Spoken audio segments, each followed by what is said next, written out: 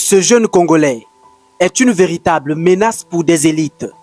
Il s'avère qu'il les fait même déjà trembler de peur. Et pour comprendre pourquoi, regarde cette vidéo. Généralement, la vision que nous avons du Congo est une vision caricaturée. Un pays dont la jeunesse est désorientée, attardée mentalement. Une jeunesse qui ne réfléchit plus. Ça, c'est ce que nous apprenons à travers TikTok.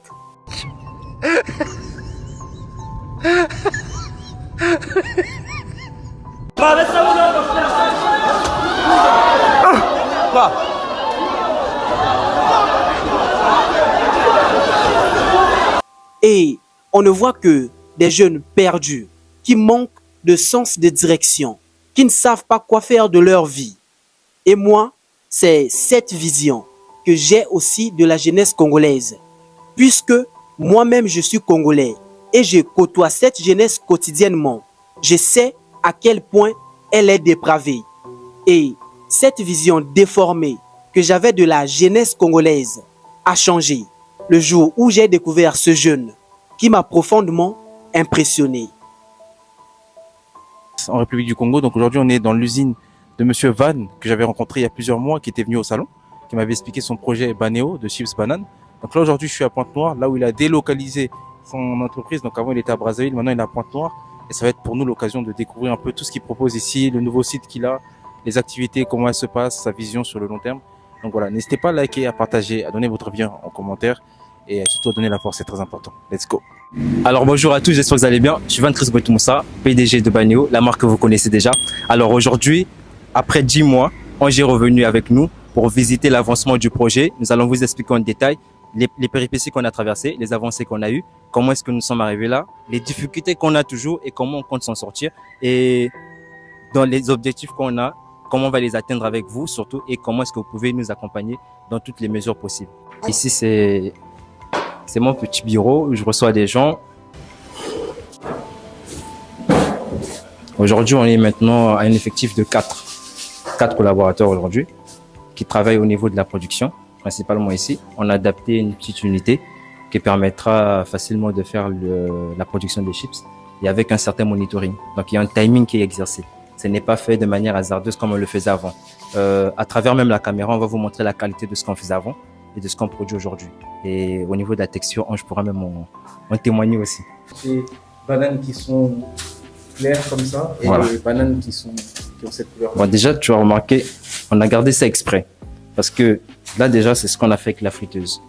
Tu vois? Et ça, c'est ce qu'on faisait avec le foyer. Tu vois un peu le contraste qu'il y a. Tu vois, il y a un contraste extrêmement. Je suis Remerciant Mabiala. Pour les plus proches, on m'appelle plus Roméo. Et donc, ça fait un moment que je côtoie en fait le monde, un peu l'univers de Baneo. J'ai connu Baneo à Brazzaville. À Brazzaville, je passais pour des études. Et c'est là que j'ai croisé Van Moussa lors d'une conférence. Et après, on a un peu discuté, on s'est un peu connus. Et c'est là, en fait, que j'ai apprécié déjà l'effort qui était derrière, voir un jeune comme nous créer en fait quelque chose comme ça, c'était vraiment félicité. C'était en fait à féliciter. Et par là, en fait, ça m'a aussi beaucoup inspiré.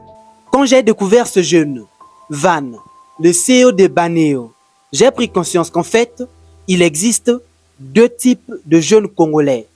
Le premier type, c'est celui-là qui n'a pas de vision, de rêve, d'objectif. Il est totalement englouti. En fait, ceux-là, leur espoir, leur avenir est principalement basé sur 2 choses. La première chose, ce sont les paris sportifs. OneXBet, CongoBet, PremierBet. Et enfin, sur le gouvernement. Je m'explique. Tu vois, moi, je suis élève. L'année dernière, j'ai demandé à chaque collègue de ma classe ce qu'il fera après ses études. 99 sur 100 m'a répondu que tout ce qu'il voulait, c'est d'être intégré à la fonction publique. C'est quand même bizarre. La jeunesse africaine, en particulier la jeunesse congolaise, n'a plus d'espoir. Il n'y a plus de travail dans ce pays. Si tu veux travailler, tu as deux choix. Soit, après ton bac, si tu étais bon en mathématiques, tu veux enseigner. Si tu n'étais pas bon en maths ou dans aucune matière, ça c'est pour le cas des personnes qui ne sont pas faites pour l'école, tu vas chômer. Pourquoi cette jeunesse n'a plus d'espoir?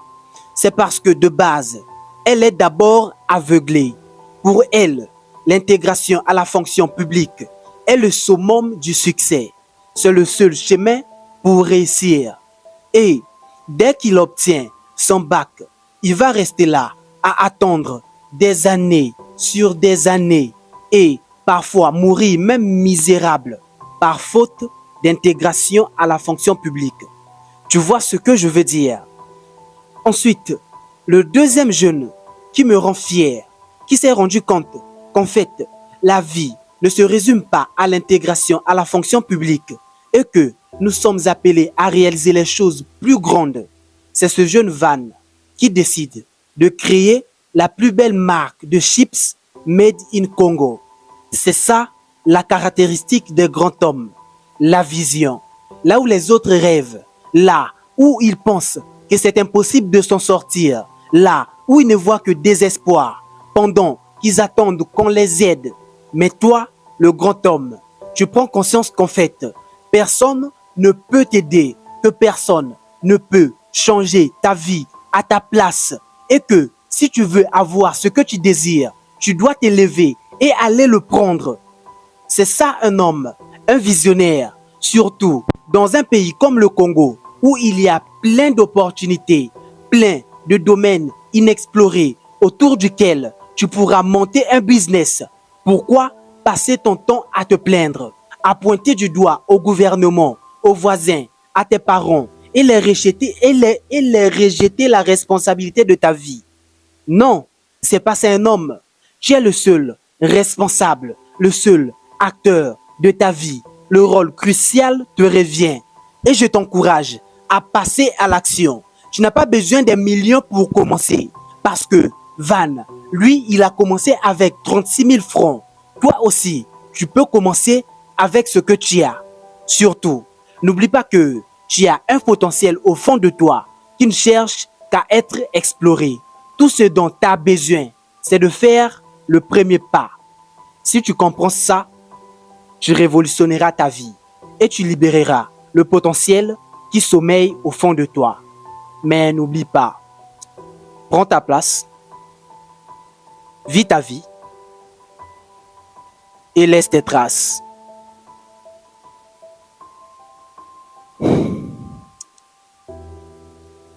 J'aimerais dire un grand merci à Van parce qu'il nous a prouvé qu'au Congo, on n'y trouve pas seulement les jeunes comédiens, sapeurs, brigands qui manquent de sens de direction et qu'aussi on y trouve des jeunes ambitieux qui visent haut, des jeunes actifs qui osent se jeter dans l'eau. C'est ça ce que nous voulons, les jeunes qui investissent leur temps dans les choses plus intéressantes.